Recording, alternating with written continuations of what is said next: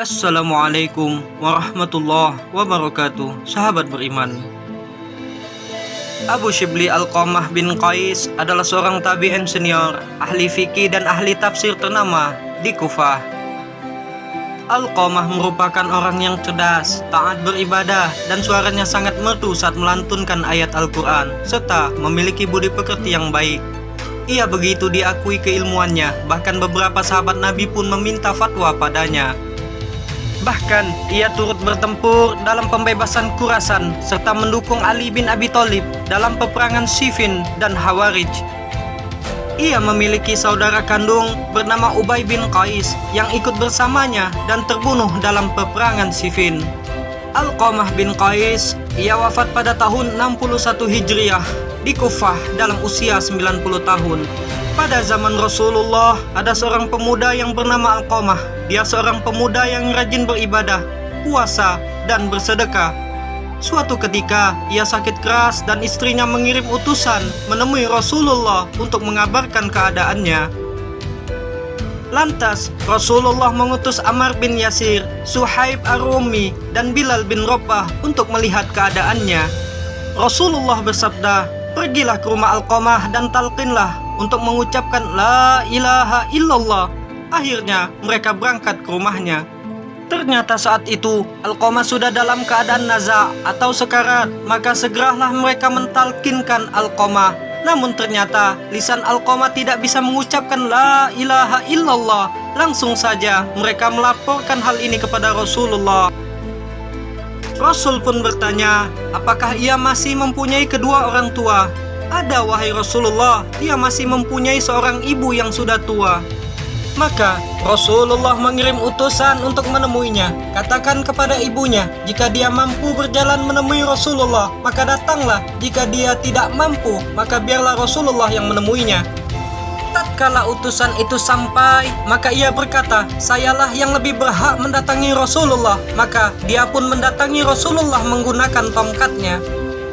Wahai ibunda, jujurlah kepadaku bagaimana keadaan anakmu. Wahai Rasul, ia itu rajin sholat, puasa, banyak sedekah.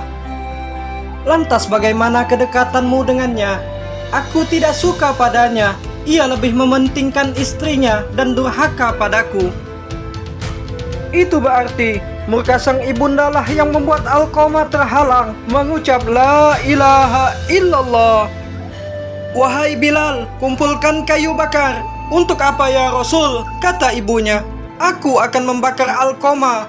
Wahai Rasul, dia anakku. Wahai ibu, azab Allah itu lebih berat dan kekal. Jika kau ingin Allah mengampuninya, maka ridhoilah ia. Demi zat yang menggenggam jiwaku, salat, puasa, sedekahnya tidak ada manfaatnya selama engkau murka padanya. Wahai Rasulullah, di hadapan Allah, malaikatnya, dan seluruh kaum muslimin, aku bersaksi bahwa aku meridhoi anakku Alqamah. Dan akhirnya Alqamah bisa mengucapkan La ilaha illallah. Wahai hadirin, sesungguhnya murka ibulah yang membuat lisan Alqamah tidak bisa mengucap syahadat. Akhirnya Alqamah menghembuskan nafas terakhirnya. Dan pada saat pemakaman, Rasul berdiri di pinggir kubur dan berpidato, siapa saja di antara kalian yang mementingkan istri daripada ibunya, maka laknat Allah, malaikat, dan seluruh makhluk baginya. Allah tidak akan menerima kebaikan, keadilannya kecuali ia bertobat dan memperbaiki sikapnya kepada ibunya dan mengejar ridhonya. Hikmah yang bisa kita petik dari kisah ini adalah gambaran seorang anak yang mementingkan istri dan lalai memenuhi hak orang tua.